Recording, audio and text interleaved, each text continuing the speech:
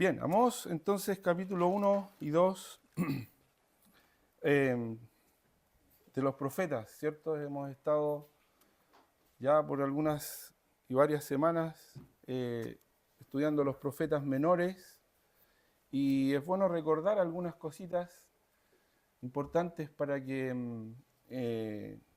entendamos mejor el mensaje, ¿no? Tener siempre un contexto de lo que estamos tratando para que el mensaje sea mucho más claro y productivo en la enseñanza que podamos sacar para nuestras vidas. Los profetas menores, ¿cierto? Que son estos libros que están en la última parte del Antiguo Testamento, estos 12 libros, a partir de Oseas, ¿cierto? Daniel, Oseas y de ahí para adelante hasta Malaquías, son 12 libros. De hecho, en la Biblia hebrea se les conocía como los 12, o un solo libro que se le llamaba el libro de los 12. Y el mensaje es muy parecido al mensaje de todos los profetas, ¿ya? Su contenido, ¿cierto? A pesar de que era, por supuesto que cada uno de ellos profetizó en diferentes épocas, en varios aparece el contexto, ¿cierto?, del tiempo en el que profetizaron. Sin embargo, el mensaje, el contenido era muy parecido, ¿ya? Era muy parecido. Era un llamado al arrepentimiento, a volverse al Señor, a dejar la idolatría, la falsedad religiosa, ¿cierto? Y a buscar a Dios. ¿Por qué? Porque el juicio del Señor estaba cercano y iba a ser un día de ira. En algunos es descrito, como vimos, por ejemplo, cuando tratábamos Joel, ¿cierto? Se habla allí, o Joel hablaba mucho del día de la ira de Dios. Y así como otros también profetas hablan de ese día de la ira de Dios. Entonces, en vista de que el juicio de Dios estaba cercano, estos hombres llamaban al pueblo a arrepentirse, a volverse al Señor, a dejar la idolatría, a dejar de vivir en una falsa religiosidad, ¿cierto? Es decir, en una cosa externa nomás, como de buscar al Señor, y a vivir una vida santa, que es lo que el Señor quiere, una vida diferente. Eso es lo que Dios quiere, siempre ha querido de su pueblo, tanto en el Antiguo Testamento como el pueblo de Israel, como en el Nuevo Testamento la iglesia, que es el pueblo de Dios también, ¿cierto? Y obviamente el profeta Amós no es diferente, su mensaje es muy parecido, aunque el énfasis, ¿ya? O el énfasis que cada uno de los profetas le daba tenía un matiz especial, especial al contexto en el que les tocaba predicar, porque el reino estaba dividido, ¿ya? El reino de Israel se había dividido, ¿cierto? En el reino del sur, que generalmente se conoce como, o se le llama el reino de Judá, y el reino del norte, que se le conoce como el reino de Israel. Y lo especial o lo paradójico, por así decirlo, que se produce con Amós es que Amós era un hombre residente del sur, es decir, de Judá, del reino de Judá, pero Dios lo envió a predicar al reino del norte, ¿ya? Normalmente los profetas le predicaban a su gente, digamos, de donde ellos eran, ¿no? Pero en este caso ocurre lo contrario, ¿ya? Es decir, Amós es enviado a predicar al reino del norte. Y él nos da en el primer versículo, si ustedes se fijan allí, en el capítulo 1, el versículo 1, nos da el contexto del tiempo en que a él le tocó profetizar. Y siempre es importante tomarse un minuto para ver a la luz de el resto de la Biblia, y especialmente en los libros de Reyes y de Crónicas, en donde aparecen las historias de estos reyes que se mencionan aquí, averiguar un poquito, ¿ya? Ver qué dicen esos libros históricos de la Biblia, que a veces uno los pasa así como muy rápido porque aparecen nombres y lugares que uno no conoce, ¿verdad? Pero allí se da, de alguna manera, el ambiente de cómo era el pueblo o lo que se estaba dando, las cosas que estaban ocurriendo en el entorno social, en el entorno espiritual, religioso, ¿ya? De aquel entonces. Entonces dice el versículo 1 las palabras de Amós, que fue uno de los pastores de Tecoa. ¿Ya? Pastores no se refiere a los pastores como de las iglesias, ¿no? Sino que se refiere a pastores de rebaños, ¿ya? A eso se refiere. Que fue uno de los pastores de Tecoa que profetizó acerca de Israel, Israel el reino del norte, ¿cierto? En días de Usías, rey de Judá, y en días de Jeroboam, hijo de Joás, rey de Israel. ¿Se da cuenta? Ahí está mencionando los dos reinos, ¿ya? Reino de Judá, Usías, y Jeroboam. Este era Jeroboam II, el hijo del primer Jeroboam, que fue el que fundó el reino del norte, ¿ya? Ese Jeroboam primero era siervo de Salomón, ¿ya? Y cuando Salomón muere, ¿cierto? Asume su hijo Roboam, hijo de Salomón, y Jeroboam, que era su siervo, va y le pide a Roboam, ¿cierto?, que baje un poco los impuestos, que era muy oneroso el yugo que Salomón había puesto sobre las tribus, ¿cierto? Entonces, este Jeroboam, el padre de este que está mencionado aquí, le pide eso al hijo de Salomón, a Roboam, ¿y qué le responde él? No, le dice, un dedo de mi mano va a ser más pesado que todo lo que mi padre pudo haberles impuesto. Así que es como que le dijo, mira, yo voy a ser peor que mi padre, ¿ya? En palabras sencillas, ¿cierto? Y entonces ahí en ese momento se produce la división del reino, que ya había sido profetizada, ¿cierto? Antes, por los profetas que habían anunciado que el reino se iba a dividir, ¿cierto? Por causa de los pecados de los mismos reyes. Entonces se forma este reino del norte, Jeroboam asume o lo funda, y ahora este Jeroboam que está mencionado aquí es el hijo de ese Jeroboam que fundó el reino del norte.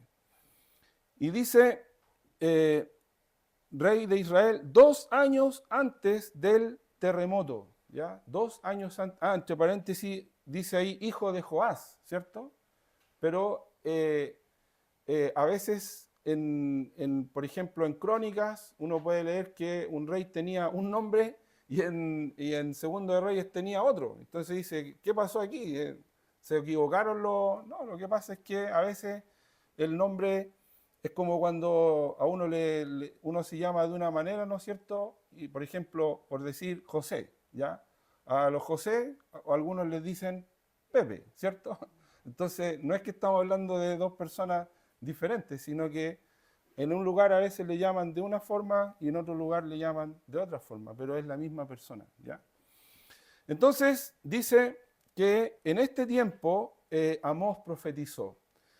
Este rey Usías, que menciona aquí, interesante, porque es el rey que muere cuando comienza a profetizar Isaías, ¿ya? Mire, acompáñeme rápidamente a Isaías capítulo 6, versículo 6. Isaías capítulo 6,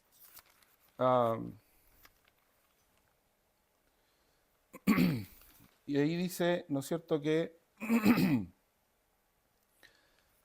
¿quién era este Usías?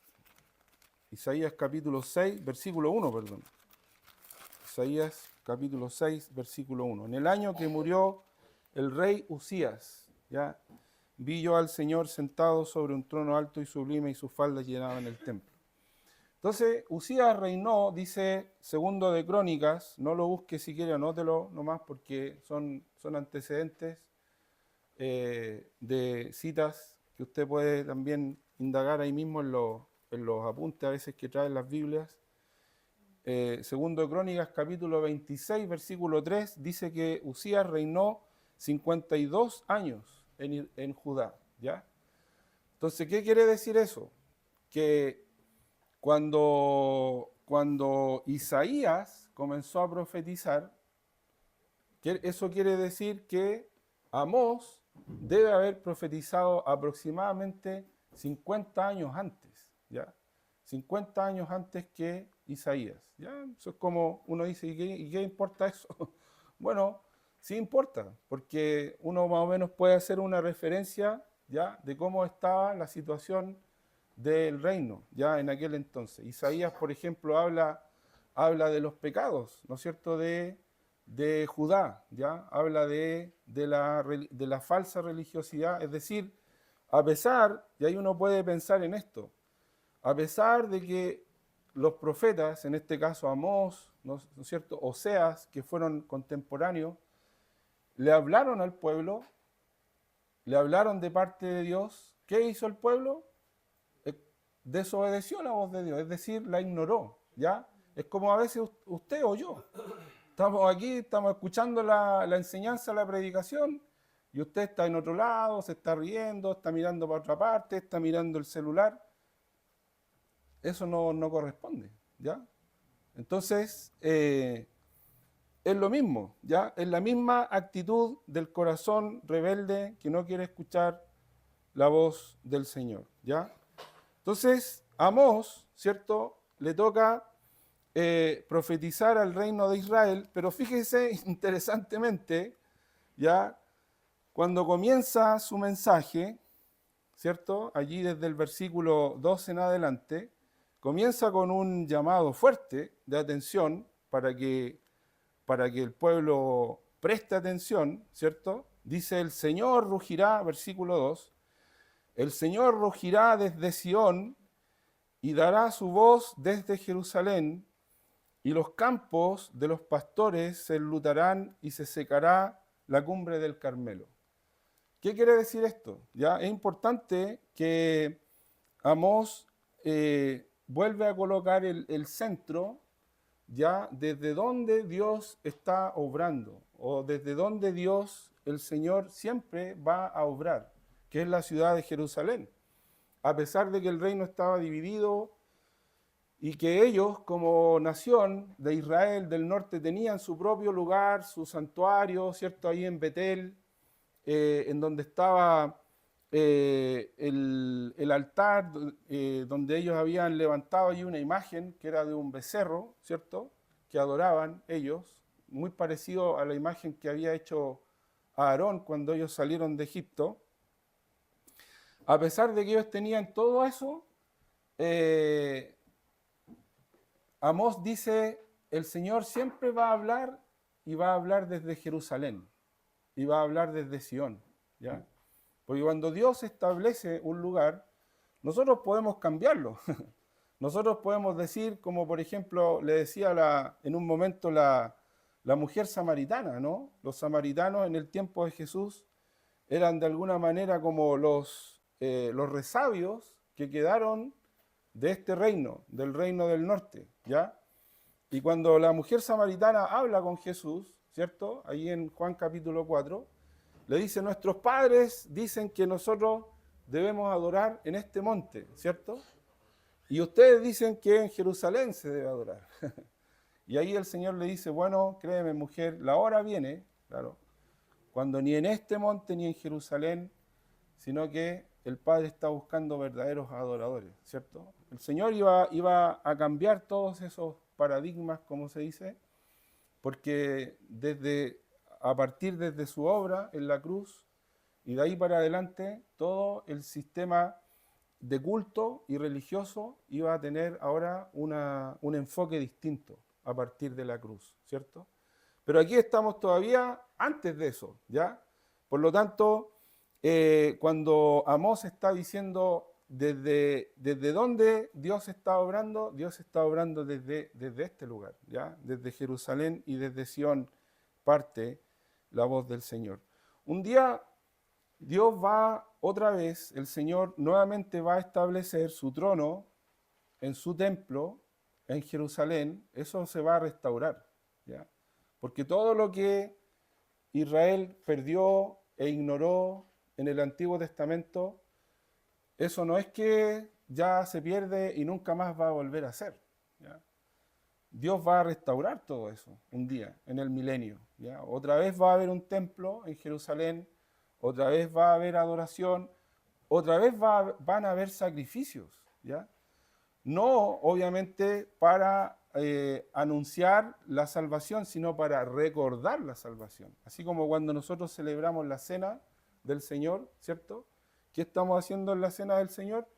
No estamos sacrificando al Señor, ¿no? No es como la misa católica. La misa católica ellos dicen que están sacrificando otra vez al Señor, sino que estamos recordando lo que el Señor hizo por nosotros, ¿cierto? Y cuando se hagan nuevamente sacrificios en el templo, va a ser para recordar la obra expiatoria de Cristo. De la misma manera que en el Antiguo Testamento se anunciaba, ¿no es cierto?, la venida del sacrificio perfecto, en el milenio se va a recordar nuevamente la obra del sacrificio perfecto de Cristo. Entonces, comienza Amós su predicación y interesantemente no le habla directamente a Israel. Fíjese, comienza a hablarle a otras naciones. Hay 6 naciones que son mencionadas aquí a partir del versículo 3 en adelante, ¿ya?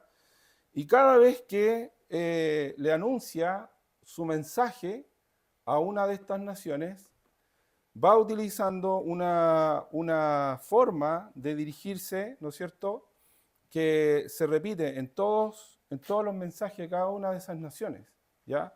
Versículo 3, así ha dicho el Señor, por 3 pecados de Damasco y por el 4º no revocaré su castigo. Después en el versículo 6, así dice el Señor, por 3 pecados de Gaza y por el 4º no revocaré su castigo. Y así sucesivamente, si usted se fija, versículo 9, versículo 11, versículo 13, capítulo 2, versículo 1, utiliza la misma fórmula, ¿ya? ¿Qué quiere decir esto? No quiere decir que Dios tiene una cuenta así como que Él va contando los pecados, ¿ya? Así como que tenemos que sacar la cuenta, a ver, esto será 3 por 4, 7, o 3 más, 3 por 4, 12, 3 más 4, 7, ¿ya? No es que el Señor está sacando la cuenta, ¿ya?, de los pecados, sino que es una manera, ¿cierto?, como hablan los profetas, es una manera figurativa, ¿ya? Es como una forma de decir por los muchos pecados, ¿ya? Eso es lo que quiere decir el Señor. Y tampoco esto lo tenemos que tomar así como que Dios toma a la ligera los pecados, así como que, ya, estos son los pecados de Damasco, estos son los pecados de qué sé yo, de todas las naciones que va mencionando aquí, ¿cierto? Sino que cada pecado, cada maldad, el Señor la tiene en cuenta, ¿ya? Dios no pasa por alto las maldades, los pecados que las personas cometen. Y también que todas las naciones van a tener que dar cuenta un día delante del Señor. O sea, no es aquí que solamente Dios está llamando a cuenta a su pueblo o a su nación, a Israel o a Judá, en este caso a Israel, que es a quien fue enviado el profeta Amós. Pero si ustedes se fijan, también le habla a Judá en el capítulo 2, versículo 4, ¿ya? Así ha dicho el Señor, por 3 pecados de Judá y por el 4º no revocaré su castigo. Entonces, en resumidas cuentas, Dios no es solamente el Dios de su pueblo, Dios es el Dios de todas las naciones. Todas las naciones, todos los pueblos van a tener que dar un día cuenta delante de Dios. Y cuando Dios dice que Él tiene en cuenta los pecados, quiere decir que Él no pasa por alto nada. Así como un día Dios va a recompensar cada obra que se haya hecho en su nombre y para su gloria, de la misma manera Dios va a juzgar cada pecado, cada maldad que las personas hayan cometido. Y eso también habla de la gravedad del pecado delante de Dios.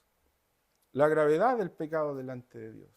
Fíjese que cuando Jesús estaba muriendo en la cruz, para de alguna manera apelar a la misericordia de Dios, para de alguna manera apelar a la compasión de Dios, ¿qué decía cuando hablaba de los pecados de las personas? Padre, no les tomes en cuenta estos o este pecado. ¿Se fija? ¿Por qué? Porque el Señor sabía que Dios estaba viendo la maldad de ellos, lo que estaban cometiendo en ese momento contra el Hijo de Dios. Lo mismo hace Esteban. ¿Se acuerda cuando Esteban estaba siendo apedreado por los religiosos ahí en Hechos capítulo 7? Lo mismo hace Esteban. Le dice, mirando y puesto, dice, Señor, no les tomes en cuenta este pecado. ¿Ya? ¿Por qué? Porque Dios no pasa por alto el pecado. O sea, las maldades, las atrocidades que se cometen contra Dios, Dios no las pasa por alto. Da la impresión a veces que pareciera de que Dios no está tomando en cuenta. Es como que la gente hace sus cosas, comete sus maldades, y muchas veces hay personas que utilizan eso como un argumento para decir, no es posible creer o aceptar que exista un Dios. ¿Cómo va a ser que puede haber un Dios que supuestamente ama a las personas, ama al mundo y permite tantas injusticias? ¿Ha escuchado alguna vez eso? Es un argumento que muchos utilizan como para negar la existencia de Dios o para negar la creencia en Dios, así como para negarse a decir, yo no acepto que un Dios de amor, un verdadero Dios como supuestamente tú estás hablando, predicando, pueda existir si se permiten tantas injusticias, tantas atrocidades en el mundo, ¿ya? Pero esto aquí, hermanos, es una prueba justamente de todo lo contrario. Porque las cosas que estas naciones hicieron, las cosas que estos pueblos hicieron, Dios no las pasó por alto. La historia es una evidencia, es una prueba de que lo que esas naciones tuvieron que enfrentar, el juicio, el castigo que esas naciones tuvieron que enfrentar, es una comprobación de que Dios juzga el pecado y la maldad y no la deja sin castigo. Y eso es lo que el juicio que Dios manda sobre este mundo o en esta vida, ¿ya? De lo que las personas sufren. Lo que va a ocurrir después en la eternidad, cuando el libro de Apocalipsis nos habla de la muerte segunda, eso va a ser más terrible. Porque la muerte física ya es un castigo, es un juicio de Dios por causa del pecado. Y la forma en que estas personas murieron o fueron juzgados por causa de sus pecados, fíjese, por ejemplo, lo que dice a Damasco ahí en el versículo 4.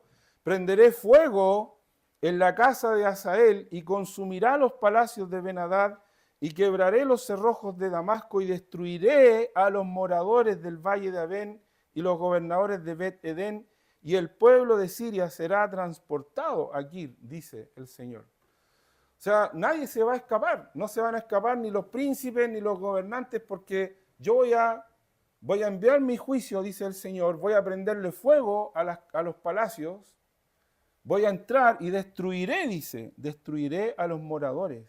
¿Se fija?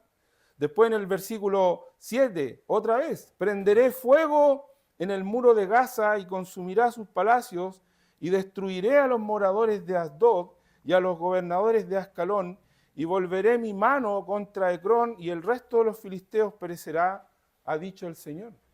¿Sabe lo que está hablando aquí? ¿Sabe cuáles son estos lugares que menciona aquí el profeta Amós? ¿A alguno le suena algún lugar que se haya mencionado, por ejemplo, estos últimos años, estos últimos meses?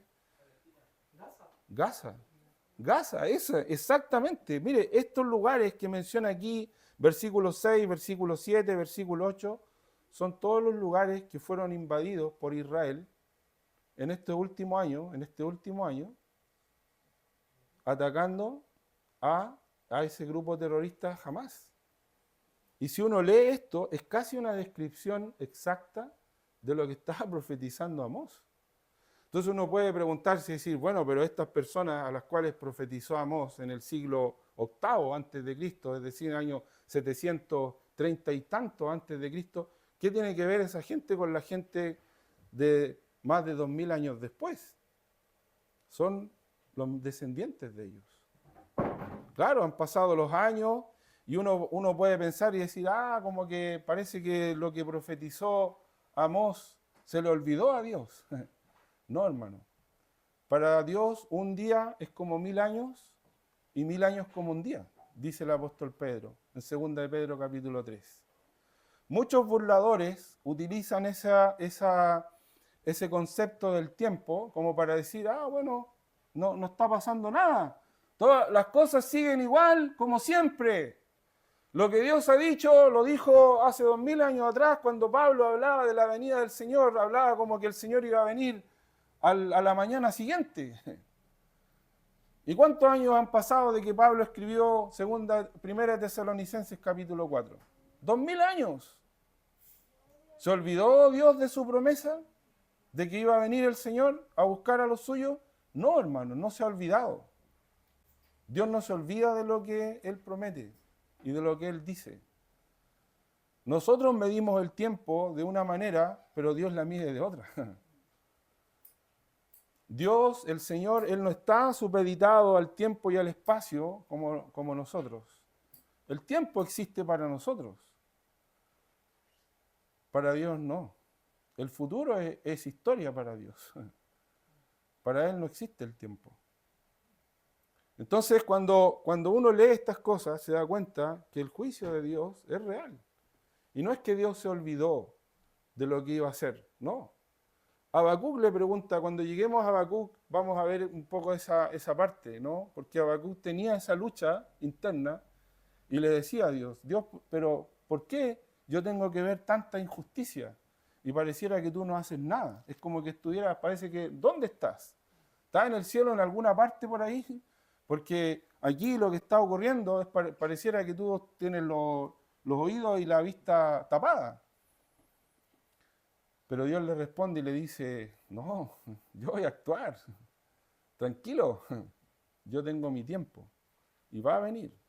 Escríbelo para que el que lo lea y lo escuche corra y sepa lo que va a venir, lo que va a ocurrir. ¿Ya? Y lo mismo está haciendo aquí el Señor a través del profeta. El profeta no iba a ir a hablar en nombre de Dios sabiendo de que Dios no le había hablado, a no ser que fuera un profeta falso.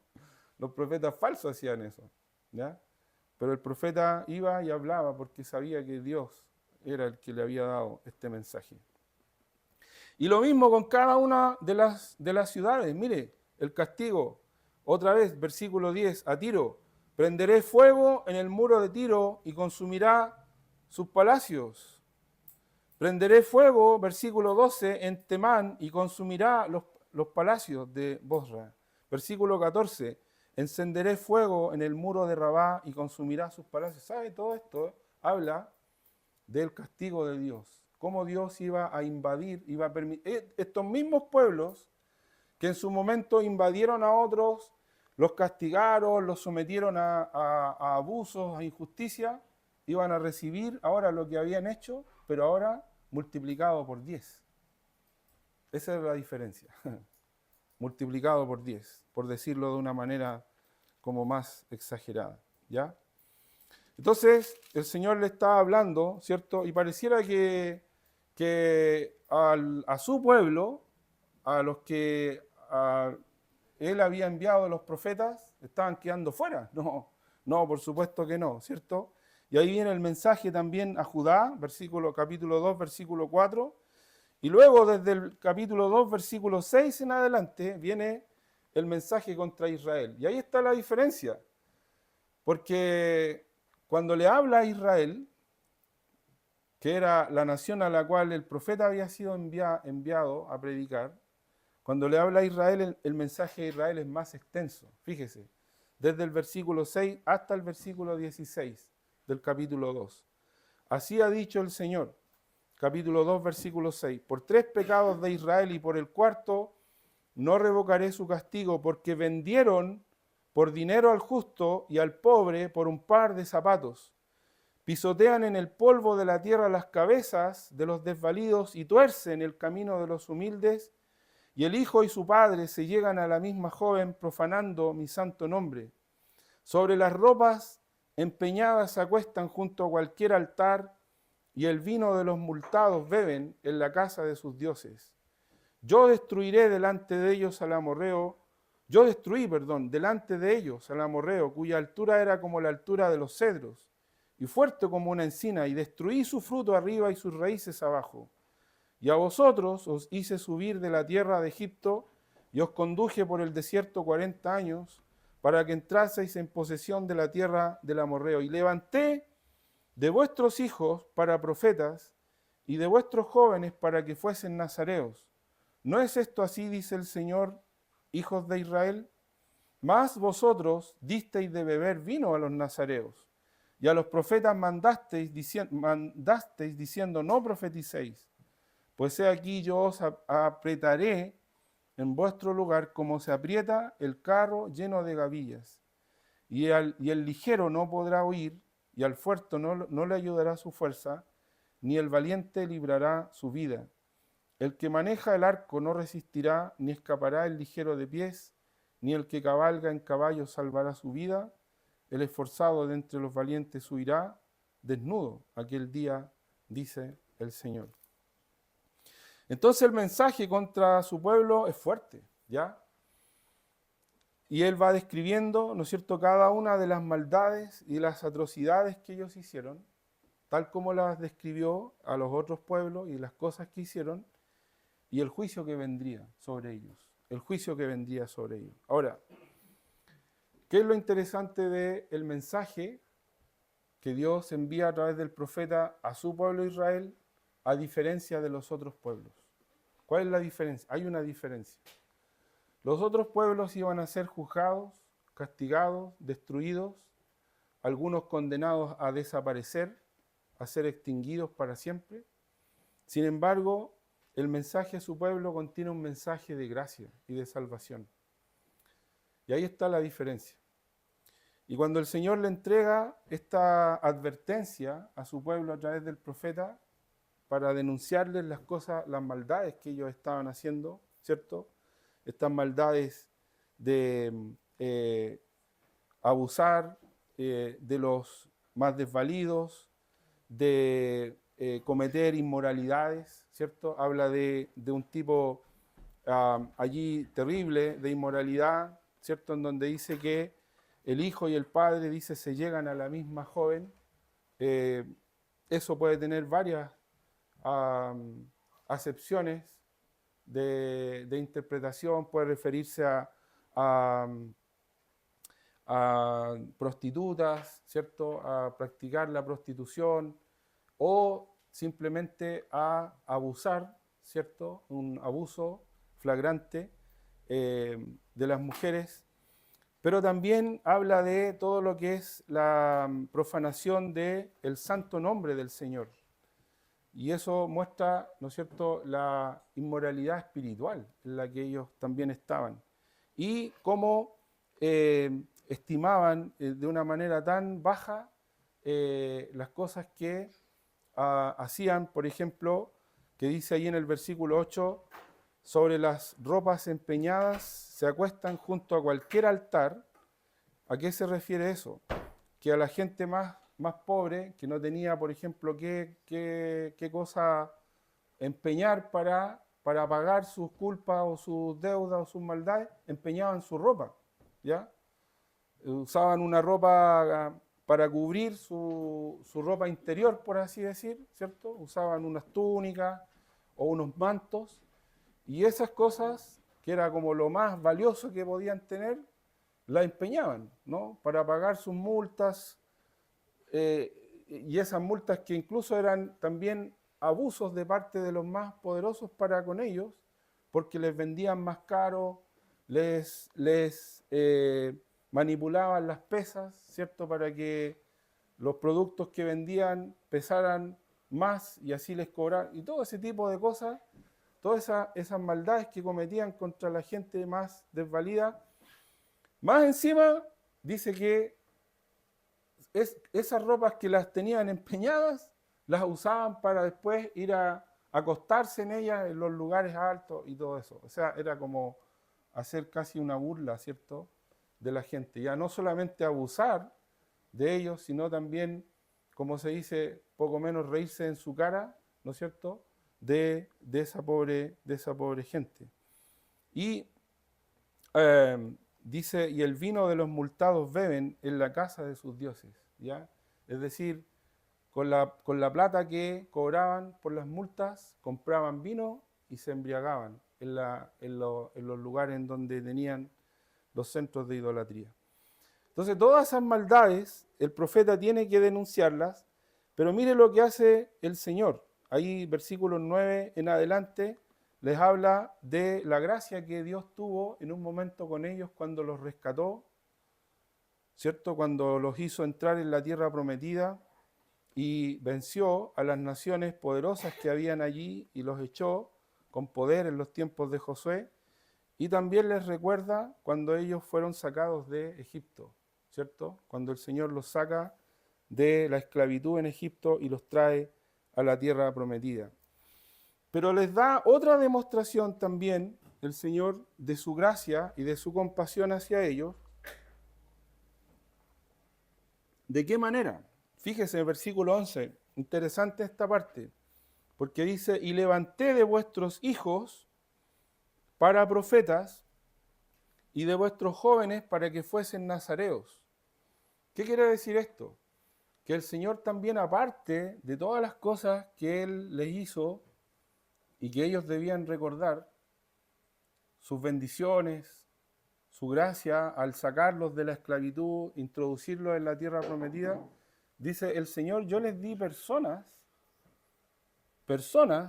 profetas, nazareos, sacerdotes también podríamos haber incluido aquí, aunque en el reino del norte los sacerdotes eran todos idólatras, por eso probablemente no mencionó a los sacerdotes aquí en el reino del norte, pero dice, les di profetas y nazareos. ¿Quiénes eran estas personas? Eran hombres de Dios. Eran personas, como en este caso el mismo profeta Amós, eran personas que Dios enviaba al pueblo para advertirles de sus pecados, para enseñarles la ley, para recordarles la gracia de Dios, para recordarles la palabra de Dios, para recordarles los mandatos del Señor. Los nazareos eran personas que eran, por así decir, un ejemplo viviente de lo que significa ser una persona apartada para Dios. Es decir, a través de hombres, a través de personas, a través de vidas, Dios les daba ejemplos para que ellos pudieran tener de alguna manera un llamado, ¿cierto?, al arrepentimiento, a la conversión, a buscar a Dios. ¿Pero qué hicieron ellos con todo esto? Más vosotros, dice, disteis de beber vino a los nazareos y a los profetas mandasteis diciendo no, es decir, no les importó nada. No quisieron las cosas que Dios les daba para que ellos pudieran tener una vida diferente, ¿ya? Ser guiados y llamados a vivir de acuerdo a la ley de Dios. Y ahí viene entonces el juicio y el castigo de Dios. 3 lecciones que podemos aprender, hermanos, de estos primeros 2 capítulos. Primera lección, Dios no dejará sin castigo la maldad y el pecado. Dios nunca va a pasar por alto ninguna de las maldades y las atrocidades. Veamos rápidamente un pasaje en Eclesiastés, capítulo 11, versículo 9. Si alguien me puede ayudar con esa lectura. Eclesiastés, capítulo 11, versículo 9. Eclesiastés, capítulo 11, versículo 9.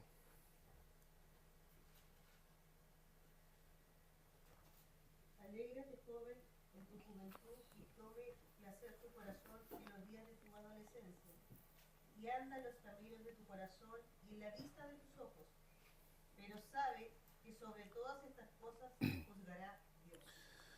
Gracias. Mire, a veces las personas, sobre todo los que son hijos de Dios o los creyentes, o en este caso el pueblo de Dios, como este pueblo, pensaba que solamente por el hecho de que ellos eran el pueblo de Dios, ya estaban asegurados. Y como estaban disfrutando, entre comillas, de una aparente bonanza, es decir, tenían recursos, los reyes, por lo menos en los tiempos de los reyes Jeroboam, tanto el primero como el segundo, la nación de Israel tuvo una prosperidad, ¿cierto?, que se la ganaron ellos así como a fuerza de voluntad, no más. Sin embargo, no era la bendición de Dios. Y Dios les dejó claro esto a través de los profetas.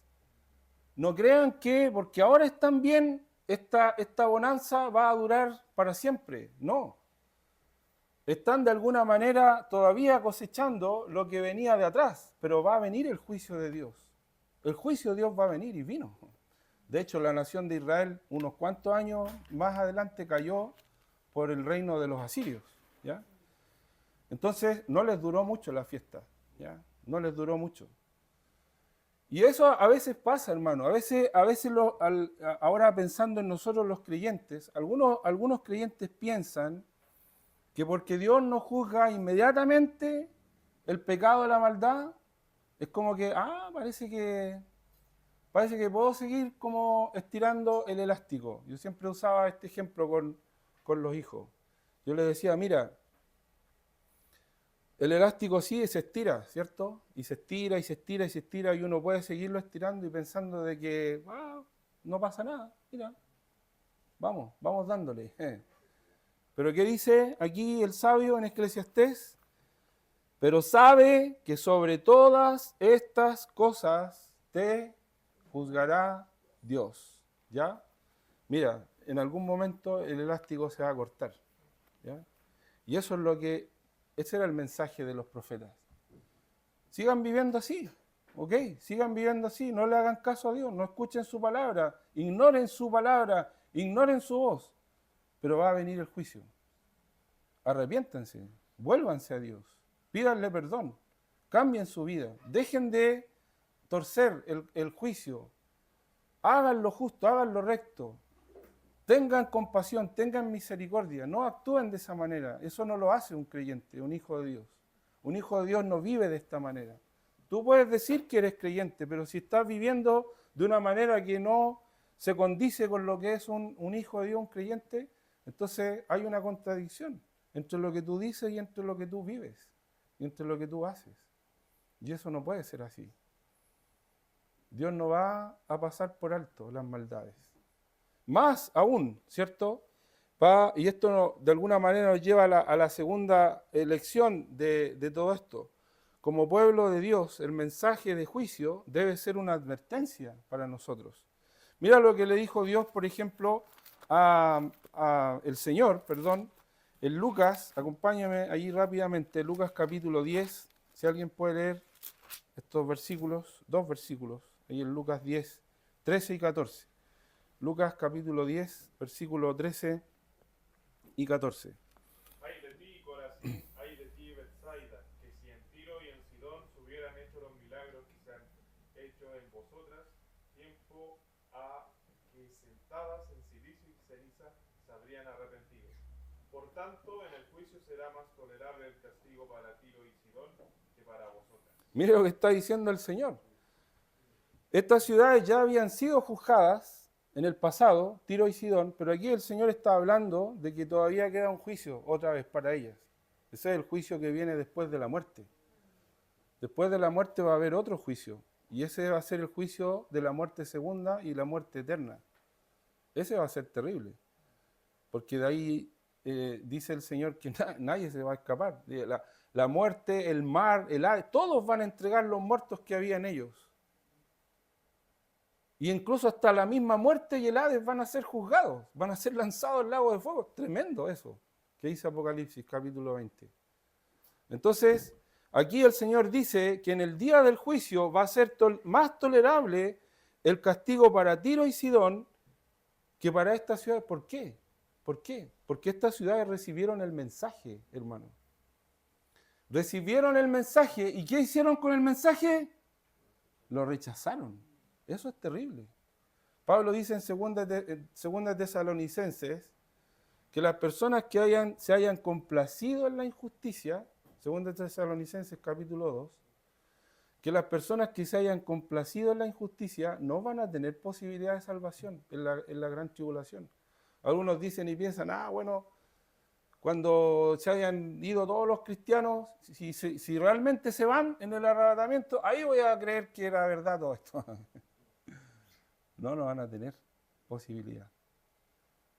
Porque es terrible lo que dice Pablo allí en 2 de Tesalonicenses. Dice que Dios mismo les envía un poder engañoso para que crean la mentira, a fin de que sean condenados todos los que se complacieron en la injusticia. Eso es tremendo, hermano. Entonces, el mensaje de juicio, hermano, no es para que nosotros simplemente digamos, ¡ay, qué terrible! No, es para que tomemos acciones al respecto.